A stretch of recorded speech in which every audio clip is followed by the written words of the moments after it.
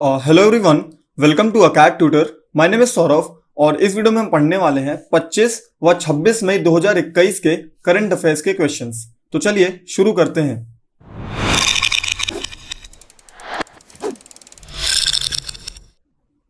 तो दोस्तों हमारा पहला क्वेश्चन है, हाल ही में किस राज्य सरकार ने होम आइसोलेशन किट लॉन्च की है? ठीक है, होम आइसोलेशन किट। तो दोस्तों जो हिमाचल प्रदेश की गवर्नमेंट है, हिमाचल प्रदेश की गवर्नमेंट, उन्होंने अभी होम आइसोलेशन किट निकाली है। ठीक है, अब इस किट में क्या होगा दोस्तों, जो भी कोविड पेशेंट्स हैं उनके लिए मेडिसिन, ठीक है, सैनिटाइजर्स और जो भी एक्स्ट्रा चीजें जैसे काढ़ा हो गया, एक्स्ट्रा और भी चीजें, वो सारी चीजें इस होम आइसोलेशन किट में प्रोवाइड की जाएंगी। साथ ही दोस्तों यहाँ की गवर्नमेंट ने, मतलब कि हिमाचल के जो सीएम है, उन्होंने क्या अभी एक ऐप लॉन्च किया है। ठीक है, उस ऐप का नाम क्या है? तो वो है दोस्तों हिमाचल कोविड केयर ऐप। ठीक है, कोविड केयर ऐप। अब दोस्तों इस एप्लीकेशन की हेल्प से जो पेशेंट्स है कोविड के, उनकी एक स्पीडी रिकवरी में काफी हेल्प मिलेगी। ठीक है, तो ये थे दोस्तों आपके क्वेश्चन नंबर 1 से सारे फैक्ट। साथ ही दोस्तों जो हिमाचल प्रदेश के अभी सीएम कौन है, तो हिमाचल प्रदेश के सीएम है जयराम ठाकुर। ठीक है, जयराम ठाकुर। और दोस्तों हिमाचल प्रदेश के गवर्नर कौन है? तो दोस्तों यहाँ के गवर्नर है बंडारू दत्तात्रेय। ठीक है, बंडारू दत्तात्रेय। दोस्तों मैंने आपको सारे ही स्टेट के सीएम और गवर्नर लगभग करा ही दिए हैं। आई होप कि आपको सारे ही अच्छे से याद हो गए होंगे। फिर भी हम ऐसे रिवाइज करते रहते तो जैसे कि आप रिलेट करके चीजों को अच्छे से याद कर पाओगे। ठीक है, और दोस्तों हिमाचल प्रदेश का फाउंडेशन ईयर कौन सा है? तो दोस्तों इनका फाउंडेशन ईयर है 1971 और हिमाचल प्रदेश का जो डेट है फाउंडेशन ईयर की वो है 25 जनवरी। ठीक है, 25 जनवरी। और साथ ही दोस्तों हिमाचल प्रदेश में कौन सा बायोस्फीयर रिजर्व है? तो दोस्तों यहाँ पर है कोल्ड डेजर्ट बायोस्फीयर रिजर्व। ठीक है, कोल्ड डेजर्ट बायोस्फीयर रिजर्व। ठीक है, तो ये थे दोस्तों क्वेश्चन नंबर 1 के सारे फैक्ट्स। चलिए हम नेक्स्ट क्वेश्चन देखते हैं, क्वेश्चन नंबर 2। हाल ही में किस पड़ोसी देश ने प्रति व्यक्ति आय, ठीक है, that is per capita income के मामले में भारत को पीछे छोड़ दिया है? ठीक है, अब दोस्तों ये पर कैपिटा इनकम क्या होती है? तो दोस्तों अगर मैं एकदम आसान से शब्दों में आपको बताऊं तो पर कैपिटा इनकम का मतलब होता है कि किसी भी कंट्री के जो सिटीजन्स हैं, ठीक है, सारे सिटीजन्स पे अगर हम बराबर बराबर पैसा बांट दें तो जितना भी एक सिंगल सिटीजन को मिलेगा वो होती है उस कंट्री की पर कैपिटा इनकम। ठीक है, इसको कैलकुलेट कैसे करते हैं? National income. ठीक है, national income upon total population of the country. तो दोस्तों इस फॉर्मूला से हम कैलकुलेट करते हैं नेशनल पर कैपिटा इनकम। तो अभी हाल ही में क्या हुआ दोस्तों, जो बांग्लादेश है, ठीक है, बांग्लादेश, उन्होंने अभी भारत का जो पर कैपिटा इनकम के मामले में भारत को पीछे छोड़ दिया। अब दोस्तों आपको ये चीज मालूम होगी कि जो बांग्लादेश है, सोचिए 1971 में इसको फ्रीडम मिली थी। ठीक है, पाकिस्तान से ये अलग हुआ था जब इंडो पाक वॉर हुआ था 1971 का। ठीक है, अब दोस्तों सोचिए अभी इनको 40 साल बस हुए हैं और इन्होंने अपनी जो पर कैपिटा इनकम है वो भारत से ज्यादा कर ली है। ठीक है, तो ये थे आपके क्वेश्चन नंबर 2 के फैक्ट। साथ ही दोस्तों अगर हम बांग्लादेश की बात करें तो बांग्लादेश की कैपिटल क्या है? तो यहाँ की कैपिटल है दोस्तों ढाका। ठीक है, और साथ ही यहाँ की पीएम कौन है? तो यहाँ की पीएम का नाम आप जरूर जानते होंगे दोस्तों, इनका नाम है शेख हसीना। ठीक है, शेख हसीना कहाँ की पीएम है? तो ये है दोस्तों बांग्लादेश की पीएम। और दोस्तों यहाँ की करेंसी कौन सी है बांग्लादेश की? तो बांग्लादेश की करेंसी है बांग्लादेशी टका। ठीक है, बांग्लादेशी टका। ये कहां की करेंसी है? ये है बांग्लादेश की करेंसी। ठीक है, तो याद रखिएगा दोस्तों पर कैपिटा इनकम में कौन से पड़ोसी राज्य ने पीछे किया है? बांग्लादेश ने। ठीक है, चलिए नेक्स्ट क्वेश्चन देखते हैं दोस्तों, क्वेश्चन नंबर 3। तो दोस्तों हमारा क्वेश्चन नंबर 3 है, हाल ही में बैडमिंटन वर्ल्ड फेडरेशन का सदस्य किसे चुना गया है? ठीक है दोस्तों, ये एक इंपॉर्टेंट क्वेश्चन है, याद रखिएगा कि जो वर्ल्ड फेडरेशन है, बैडमिंटन वर्ल्ड फेडरेशन, उसका सदस्य किसे चुना गया है? तो ये चुना गया है हिमंत विश्वा शर्मा को। ठीक है, अब दोस्तों हिमंत विश्वा शर्मा आप जरूर जानते होंगे, ये करंट में अभी क्या है? सीएम है। कहां के? हमारे इंडिया के असम स्टेट के ये सीएम है। साथ ही दोस्तों ये अध्यक्ष भी हैं हमारे इंडिया के जो बैडमिंटन एसोसिएशन है उसके। ठीक है, ये प्रेसिडेंट है किसके? ये साथ ही प्रेसिडेंट हैं बैडमिंटन एसोसिएशन ऑफ इंडिया के ये प्रेसिडेंट भी है। ठीक है, बैडमिंटन एसोसिएशन ऑफ इंडिया। और दोस्तों अभी इनको क्या है कि जो बैडमिंटन का जो वर्ल्ड फेडरेशन है उसका इनको एक सदस्य भी चुना गया है। किसे? हिमंत विश्वा शर्मा को, जो कि असम के सीएम है अभी करंट में। ठीक है, अब दोस्तों जो बैडमिंटन वर्ल्ड फेडरेशन है दैट इज BWF। ठीक है, बैडमिंटन वर्ल्ड फेडरेशन, इसकी स्थापना कौन से ईयर में हुई थी? तो ये हुई थी दोस्तों 1934 में और इसका हेडक्वार्टर है मलेशिया में। ठीक है, इसका हेडक्वार्टर कहां पे है? ये है मलेशिया में। ठीक है, तो ये थे आपके बैडमिंटन वर्ल्ड फेडरेशन के फैक्ट्स। दोस्तों ये थे क्वेश्चन नंबर 3 के सारे फैक्ट्स। चलिए हम नेक्स्ट क्वेश्चन देखते हैं, question number 4। India biodiversity award 2021 से किसे सम्मानित किया गया है?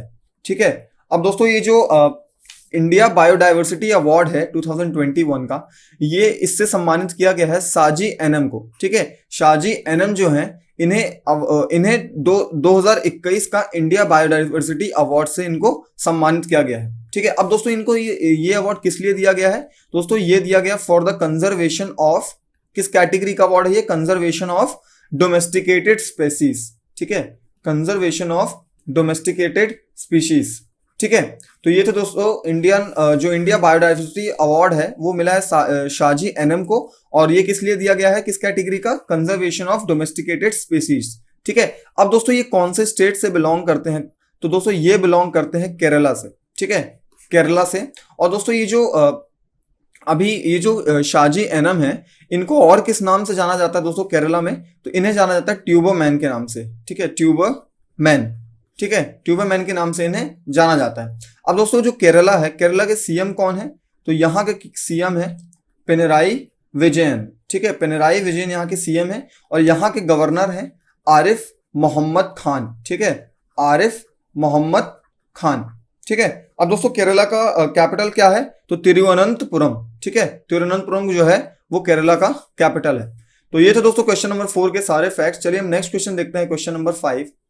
तो दोस्तों क्वेश्चन नंबर 5 है विश्व थायराइड दिवस। ठीक है, that is international thyroid day कब मनाया गया है? ठीक है, अब ये एक इंपॉर्टेंट क्वेश्चन दोस्तों, याद रखिएगा।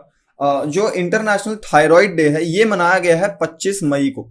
ठीक है, अब दोस्तों ये जो थायराइड होता है, अब थायराइड आपने बायोलॉजी में पढ़ा होगा कि थायराइड जो है एक एंडोक्राइन ग्लैंड होता है। ठीक है, एंडोक्राइन ग्लैंड। अब दोस्तों एंडोक्राइन ग्लैंड क्या होते हैं? जो भी हमारे बॉडी में हॉर्मोन्स का सिक्रीशन करते हैं। ठीक है, हॉर्मोन्स जो सिक्रिएट करते हैं वो होते हैं एंडोक्राइन ग्लैंड। तो जो थायराइड होता है दोस्तों वो भी एक एंडोक्राइन ग्लैंड है। ठीक है, अब दोस्तों एक इंपॉर्टेंट क्वेश्चन आपके बायोलॉजी का कि जो एंडोक्राइन ग्लैंड होता है थायराइड, इससे कौन कौन सी डिजीजेस होती हैं? तो 2 डिजीज होती है दोस्तों। एक होती है हाइपोथायराइड। ठीक है, हाइपोथायरॉयडिज्म भी बोलते हैं, हाइपोथायरॉयडिज्म। और दोस्तों एक होती है हाइपरथायरॉयडिज्म। क्या होती है? हाइपरथायरॉयडिज्म। अब दोस्तों हाइपोथायरॉयडिज्म क्यों होती है? जब थायराइड की हमारे बॉडी में कमी हो जाती है, मतलब ये एंडोक्राइन ग्लैंड जो है वो इसकी कमी हो जाती है। ठीक है, और हाइपोथायरॉयडिज्म कम हो जाता है जब इसकी अधिकता हो जाती है। ठीक है, तो दोनों ही कंडीशन में दोस्तों ये मतलब कि बहुत हानिकारक होता है और इससे प्रॉब्लम होती है दोस्तों। तो ये बैलेंस होना चाहिए। ठीक है, तो ये था आपका इंटरनेशनल थायराइड डे। कब मनाया जाता है? 25 मई को, और ये एक एंडोक्राइन ग्लैंड है। ठीक है, और दोस्तों ये जो प्रॉब्लम होती है जो थायराइडिज्म की, ये ज्यादातर फीमेल्स में देखी जाती है। ठीक है, अब अगर हम बात करें इंटरनेशनल थायराइड डे की, तो इसको मनाने का उद्देश्य क्या है दोस्तों? तो दोस्तों जो थायराइड होता है, थायराइड के इंपॉर्टेंस और इससे रिलेटेड जो भी ये जो बीमारियां होती हैं उसके क्योर के बारे में लोगों को अवेयर करना। ठीक है, ये होता है इसका उद्देश्य। और अगर हम 2021 में दोस्तों अगर हम थायराइड के इंटरनेशनल थायराइड डे की थीम की बात करें, तो इस साल की थीम दोस्तों एक लंबा है, आप याद रखिएगा। ये है मदर बेबी आयोडीन। ठीक है, मदर बेबी आयोडीन। इसके बाद क्या है आगे? The importance of iodine on the women and her baby. ठीक है, the importance of iodine on women, the importance of iodine on women and her baby। ठीक है, तो ये थे दोस्तों क्वेश्चन नंबर 5 के सारे फैक्ट्स। चलिए हम नेक्स्ट क्वेश्चन देखते हैं, क्वेश्चन नंबर 6। तो दोस्तों क्वेश्चन नंबर 6 है कि इंटरनेशनल मिसिंग चिल्ड्रंस डे कब मनाया गया है? ठीक है, अब दोस्तों ये मिसिंग चिल्ड्रंस डे जो है ये कब मनाया गया है? तो ये मनाया गया दोस्तों, ये भी 25 मई को मनाया गया है। अब एक्चुअली दिवस मनाने का दोस्तों उद्देश्य क्या है कि जो भी बच्चे, जैसे कि घर से आप जानते हो दोस्तों हर साल बहुत सारे बच्चे बिछड़ जाते हैं। ठीक है, जो बच्चे बिछड़ जाते हैं और जो भी विक्टिम्स हो जाते हैं क्राइम्स का, जैसे आप जानते हो कि जो बच्चे खो जाते हैं वो बहुत सारे क्राइम्स के विक्टिम्स, बहुत शिकार हो जाते हैं। और बहुत सारे जो बच्चे अभी भी मिसिंग है, ठीक है, स्टिल मिसिंग, उनके लिए ये दिवस मनाया जाता है। ठीक है, जिससे कि जो मिसिंग बच्चे इनको उनके पेरेंट्स से मिलवाया जाए, जो विक्टिम्स हो उनको क्योर प्रोवाइड किया जाए। तो ये सारी चीजें इस डे को सेलिब्रेट करने का जो मेन उद्देश्य है वो यही है। ठीक है, अब दोस्तों ये जो फर्स्ट टाइम कब मनाया गया था? तो ये दोस्तों मनाया गया था 2001 में। इंटरनेशनल मिसिंग चिल्ड्रंस डे मनाया गया था 2001 में। ठीक है। और दोस्तों इसका एक एम्बलम होता है जिसपे ये दिवस मनाया जाता है। इसका एम्बलम होता है फॉरगेट मी नॉट फ्लावर, ठीक है, फॉरगेट मी नॉट फ्लावर, ठीक है, नॉट फ्लावर। तो ये थे दोस्तों, ये एम्बलम पे बेस्ड है इंटरनेशनल मिसिंग चिल्ड्रंस डे, ठीक है। तो दोस्तों ये थे क्वेश्चन नंबर 6 के सारे फैक्ट्स। चलिए हम नेक्स्ट क्वेश्चन देखते हैं दोस्तों, क्वेश्चन नंबर 7। तो दोस्तों हमारा क्वेश्चन नंबर 7 है वैश्विक G20 स्वास्थ्य शिखर सम्मेलन, दैट इज G20 स्वास्थ्य शिखर सम्मेलन की मेजबानी कौन सा देश करेगा। अब दोस्तों दो ग्रुप बहुत बार आप सुनते हो, G7 और G20। इनमें एक बहुत बड़ा डिफरेंस होता है दोस्तों कि G7 में इंडिया जो है मेंबर नहीं है और G20 में इंडिया एक मेंबर है, ठीक है। इंडिया मेंबर नहीं है किसमें, G7 में, और G20 में इंडिया मेंबर है। तो ये चीज याद रखिएगा दोस्तों, बहुत इंपॉर्टेंट पॉइंट है। अब दोस्तों जो G20 की जो बैठक होनी है 2021 में, ये होनी है दोस्तों इटली में, ठीक है। कहां पे होनी है, इटली में, ठीक है। अब दोस्तों इटली की अगर हम बात करें तो इटली का कैपिटल क्या होता है, इटली का कैपिटल होता है रोम, और यहां की करेंसी है यूरो, ठीक है। करेंसी क्या है, यूरो। साथ ही दोस्तों एक इंटरनेशनल ऑर्गेनाइजेशन है, क्या नाम है उसका, food and agriculture organisation, food and agriculture organisation. तो दोस्तों इस ऑर्गेनाइजेशन का जो हेडक्वार्टर है वो भी कहां पर है, तो वो भी रोम पे ही है, ठीक है। तो याद रखिएगा दोस्तों, एक इंपॉर्टेंट क्वेश्चन था कि जो फूड एंड एग्रीकल्चर ऑर्गेनाइजेशन इसका हेडक्वार्टर कहां पे है, तो ये है रोम पे। अब दोस्तों जो G20 की बैठक है वो 2022 में, ठीक है, 2022 में होनी है इंडोनेशिया में। अब मैं ये क्यों बता रहा हूं, क्योंकि 2023 में ये इंडिया में होनी है। तो अब दोस्तों कई बार क्वेश्चन पेपर में अगले 1-2 साल में भी आ जाता है जब इंडिया से रिलेटेड होता है तो, ठीक है। तो अब दोस्तों G20 के मेंबर्स कौन कौन सी कंट्री हैं, तो ये है दोस्तों 19 अदर कंट्रीज हैं प्लस यूरोपियन यूनियन, ठीक है, प्लस यूरोपियन यूनियन, ठीक है। तो ये थे दोस्तों क्वेश्चन नंबर 7 के सारे इंपॉर्टेंट फैक्ट्स। चलिए हम नेक्स्ट क्वेश्चन देखते हैं, क्वेश्चन नंबर 8। नेहरू तिब्बत और चीन पुस्तक किसके द्वारा लिखी गई है, ठीक है, नेहरू तिब्बत और चीन। अब दोस्तों ये पुस्तक लिखी गई है अवतार सिंह भसीन के द्वारा, ठीक है, अवतार सिंह भसीन के द्वारा, ठीक है, अवतार सिंह भसीन, ठीक है। अब दोस्तों इस एक्चुअली ये जो बुक है, ये बुक लिखी की क्यों गई है, मतलब ये जो बुक का जो पीरियड दोस्तों वो मतलब क्या क्या पीरियड से इस बुक में डिस्क्राइब किया गया है, तो वो है दोस्तों 1949 से 1962 तक के जितने भी इवेंट्स हमारे हिस्टोरिकली हुए हैं उन सारे इवेंट्स पे इन्होंने अपना एक पर्सपेक्टिव इस बुक में दिखाया है, किसने, अवतार सिंह भसीन ने। और दोस्तों इसके जो आफ्टर मैथ है, मतलब इसके क्या रिपरकशंस रहे आने वाले पीरियड में, वो सारी चीजों पर भी इन्होंने डिस्कस किया, ठीक है। तो इस बुक का नाम क्या है, Nehru Tibet and China, Nehru Tibet and China. और ये किसके द्वारा लिखी गई है, तो ये लिखी गई है अवतार सिंह भसीन के द्वारा, ठीक है। तो दोस्तों ये थे क्वेश्चन नंबर 8 के सारे फैक्ट्स। चलिए हम नेक्स्ट क्वेश्चन देखते हैं दोस्तों, क्वेश्चन नंबर 9। तो दोस्तों क्वेश्चन नंबर 9 है हाल ही में FIH का अध्यक्ष किसे चुना गया है, ठीक है। तो दोस्तों इसको मार्क कर लीजिए, एक इंपॉर्टेंट क्वेश्चन है, ठीक है, FIH। अब दोस्तों जो FIH है ये एक्चुअली क्या है, तो ये है इंटरनेशनल हॉकी फेडरेशन, ठीक है, international hockey federation, international hockey federation. तो अभी इसमें इसका अध्यक्ष किसे चुना गया है, तो दोस्तों ये चुना गया है नरेंद्र बत्रा को, ठीक है।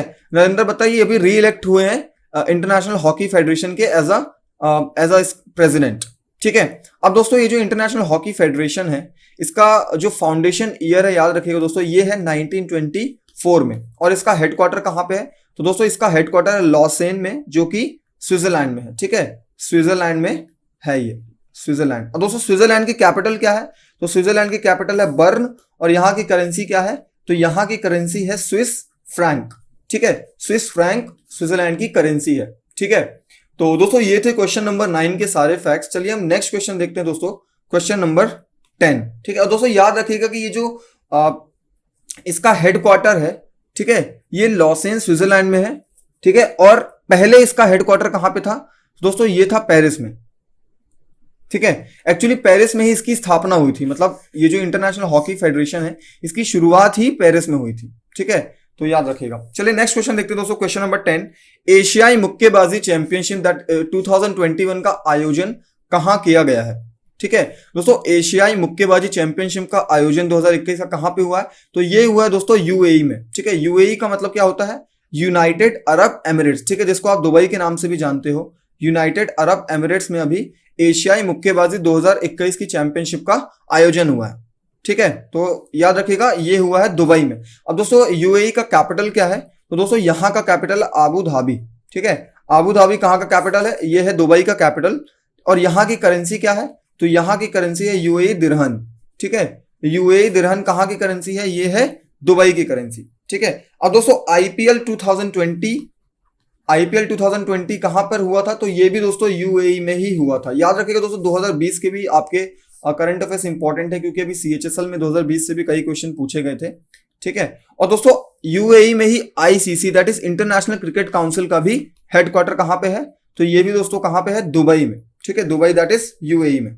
ठीक है, तो दोस्तों ये थे क्वेश्चन नंबर 10 के सारे फैक्ट्स। चलिए हम नेक्स्ट क्वेश्चन देखते हैं दोस्तों, क्वेश्चन नंबर 11।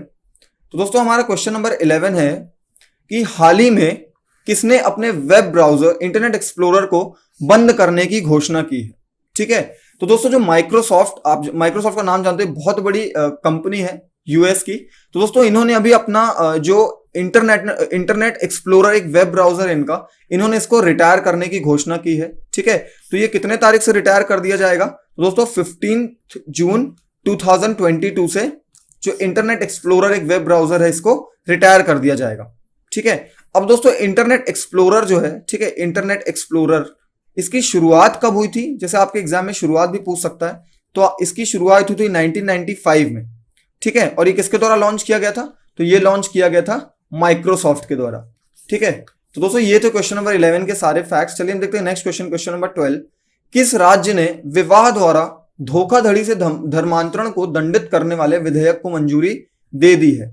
ठीक है, तो दोस्तों जो गुजरात राज्य है, इन्होंने अभी जो धर्मांतरण मतलब कि जो रिलीजियस जो कन्वर्जन्स होते हैं दोस्तों, तो जो धोखाधड़ी से विवाह करके जो ये कन्वर्जन्स होंगे उसके लिए दंड देने का जो विधेयक था उसको मंजूरी दे दी है। ठीक है, और कौन से स्टेट ने? तो ये किया दोस्तों गुजरात ने। ठीक है, तो दोस्तों एक्चुअली क्या है कि बहुत आप जानते हो कि जो जबरदस्ती धर्म परिवर्तन कराया जाता है कुछ लोगों का, तो उसको रोकने के लिए ही ये विधेयक को मंजूरी दी गई है। ठीक है, अब दोस्तों गुजरात के सीएम कौन है? तो गुजरात के सीएम है विजय रूपाणी। ठीक है, कौन है? विजय रूपाणी। और यहाँ के गवर्नर कौन है? दोस्तों यहाँ के गवर्नर है आचार्य देवव्रत। ठीक है, आचार्य देवव्रत। ठीक है, साथ ही दोस्तों गुजरात में एक शहर है अहमदाबाद। ठीक है, अहमदाबाद। तो दोस्तों अहमदाबाद को और किस नाम से जाना जाता है? दोस्तों ये जाना जाता है मैनचेस्टर ऑफ ईस्ट के नाम से। ठीक है, मैनचेस्टर ऑफ ईस्ट के नाम से। ठीक है, ये जाना जाता है अहमदाबाद को। ठीक है, तो दोस्तों ये थे क्वेश्चन नंबर 12 के सारे फैक्ट्स। चलिए हम नेक्स्ट क्वेश्चन देखते हैं। ठीक है, तो दोस्तों हमारा नेक्स्ट क्वेश्चन है क्वेश्चन नंबर 13, और ये हमारा लास्ट क्वेश्चन है कि आरबीआई के इनोवेशन हब के नए सीईओ के रूप में किसे नियुक्त किया गया है? ठीक है, अब दोस्तों जो आरबीआई है, आप जानते हो कि आरबीआई का फुल फॉर्म क्या होता है? तो आरबीआई का फुल फॉर्म होता है reserve bank of India. Reserve bank of India. तो दोस्तों अभी जो आरबीआई का इनोवेशन हब है, इसके नए सीईओ कौन बने हैं? तो दोस्तों इनके नए सीईओ बने हैं राजेश बंसल। ठीक है, राजेश बंसल किसके नए सीईओ बने हैं? तो दोस्तों ये बने हैं रिजर्व बैंक ऑफ इंडिया के। ठीक है, तो दोस्तों इनका नाम याद रखिएगा, कौन? राजेश बंसल। और दोस्तों सचिन बंसल आप जानते हो फ्लिपकार्ट के को फाउंडर भी है। ठीक है, और शक्तिकांत सभी इसके गवर्नर है। अब दोस्तों अगर हम आरबीआई के फैक्ट्स की बात करें कि आरबीआई एक इंपॉर्टेंट पॉइंट है आपके इंपॉर्टेंट टॉपिक है आपके एग्जाम के लिए, तो आरबीआई की फाउंडेशन, तो आरबीआई का full form reserve bank of India, इसकी फाउंडेशन हुई थी दोस्तों 1935 में। ठीक है, और दोस्तों इसका नेशनलाइजेशन किया गया था 1949 में। ठीक है, फाउंडेशन 1935 में और नेशनलाइजेशन किया गया था 1949 में। ठीक है, अब दोस्तों एक और पॉइंट है कि जो 1937 में इसका हेडक्वार्टर मूव किया गया था मुंबई में। पहले इसका हेडक्वार्टर था दोस्तों कोलकाता। ठीक है, लेकिन बाद में इसका हेडक्वार्टर, अभी करंट में भी इसका हेडक्वार्टर है मुंबई में। तो ये कब मूव किया गया था? ये मूव किया गया था 1937 में। ठीक है, तो ये थे दोस्तों आरबीआई के सारे फैक्ट्स। साथ ही दोस्तों जो आरबीआई के फर्स्ट आरबीआई गवर्नर, ठीक है, फर्स्ट आरबीआई गवर्नर जो इंडियन गवर्नर, ठीक है, मतलब आरबीआई के पहले इंडियन गवर्नर कौन बने थे दोस्तों? वो बने थे सीडी देशमुख। ठीक है, सीडी देशमुख। तो सीडी देशमुख का फुल नेम क्या है? तो चिंतामन द्वारकानाथ देशमुख। ठीक है, क्या नाम है? चिंतामन द्वारकानाथ देशमुख। ठीक है, तो दोस्तों ये थे आरबीआई के सारे फैक्ट्स। तो दोस्तों आरबीआई के इनोवेशन हब के नए सीईओ कौन बने हैं राजेश बंसल। ठीक है, तो दोस्तों ये थे क्वेश्चन नंबर 13 के सारे फैक्ट्स। ठीक है, तो दोस्तों ये थे आपके 25 व 26 मई 2021 के सारे क्वेश्चंस। ठीक है, आई होप कि वीडियो आपको पसंद आया होगा दोस्तों, और अगर वीडियो पसंद आए तो प्लीज लाइक शेयर और सब्सक्राइब करना, और दोस्तों कमेंट में मेरे को अपना फीडबैक जरूर प्रोवाइड करिए। ठीक है, तो चलिए मिलते हैं नेक्स्ट वीडियो में। Thank you so much, bye bye, take care.